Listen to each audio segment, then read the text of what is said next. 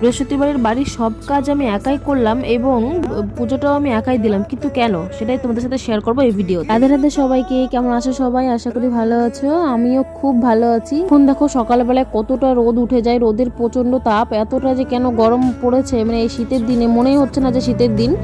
তো যাই হোক, সকালবেলা উঠিয়ে আগে ব্রাশ টাশ করে নিয়েছি, মুখ হাত পা ধুয়ে ঘরটার ঝেড়ে নিয়েছি, আগে ঘরটার ঝাড় দিয়ে ঘরটার মুছে হাত মুখ ধুয়ে তারপরে আগে রান্নার সবজিগুলো আগে কেটে নিয়েছি। পাতাকপি ভাজা করব আর ওই পালং শাক দিয়ে নিরামিষ করব, আলু দিয়ে ওলকপি দিয়ে, তো সেগুলো আগে বানিয়ে নিয়েছি। এখানে বানানো কমপ্লিট। এগুলো বানানোর পর তখন পুরো থালা বাসন ধুয়ে নেবো, যেহেতু মা নেই বাড়িতে, ওর জন্য সব কাজ আমাকে একাই করতে হচ্ছে। বৃহস্পতিবার দিনটা একটু চাপেই থাকে, যেহেতু ঘরটার মোছা অনেক কিছু কাজ থাকে, তো সবকিছু কমপ্লিট করে এখানে পুরো থালা বাসনও ধোয়া হয়ে গেছে। বেলপাতা, দুব্বো, তুলসী পাতা সবকিছু তুলেছি, ফুল আগে থেকে তোলাই ছিল। এখানে স্নান করে চলে এসেছি শ্যাম্পু করে। বৃহস্পতিবার দিন আমি শ্যাম্পু করি, জানি না অনেকেই করে না, অনেকে বলে বৃহস্পতিবার দিন শ্যাম্পু করতে হয় না, কিন্তু যেদিন আমি না খেয়ে পুজো দিই সেদিন ওই শ্যাম্পু না করে পুজো দিতে না একদমই ভালো লাগে না, মানে ফ্রেশ লাগে না। তো এখানে পুজো দিতে বসে গেছি আমি, এখানে সুন্দর করে সাজিয়ে মা লক্ষ্মীর পুজো দেওয়া কমপ্লিট হয়ে গেছে। আচ্ছা, বাবা কমলা এনেছিল মঙ্গলবার, তো সেই কমলা দিয়ে পুজো দিয়েছি। এখানে পুজো দেওয়া কমপ্লিট।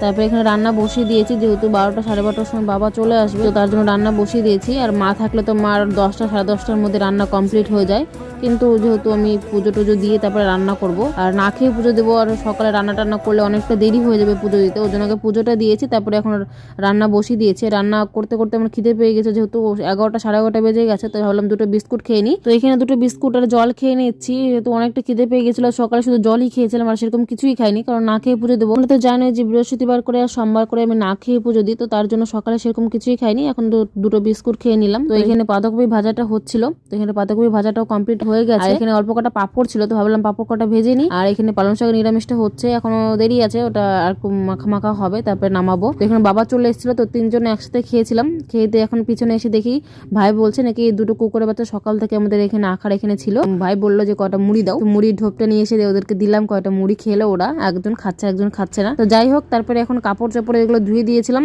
আগের দিন, সেগুলো শুকিয়ে গেছে, তো সেগুলো এনে ভালো করে ভাঁজ করে রেখে দিচ্ছি। আর যেহেতু এখন শোকেসটা নেই, তা আপাতত আলনাতেই রাখছি টুকিটাকি যেগুলো লাগবে পরার জন্য, তো সেখানে ভাঁজ করে রাখছি। আর সেরকম কোনো কাজ ছিল না, তাই বাবা তো আগের দিন মানে মঙ্গলবারে কমলা নিয়ে এসেছিল, তো ভাবলাম বসে বসে কমলা খাই, শীতের দিনে কমলা খেতে বেশ ভালো লাগে, আমার ফেভারিট ফল হচ্ছে কমলা। তো তোমাদের ভিডিওটা কেমন লাগলো অবশ্যই জানিও, দেখা হবে নেক্সট কোনো ভিডিওতে। বাই।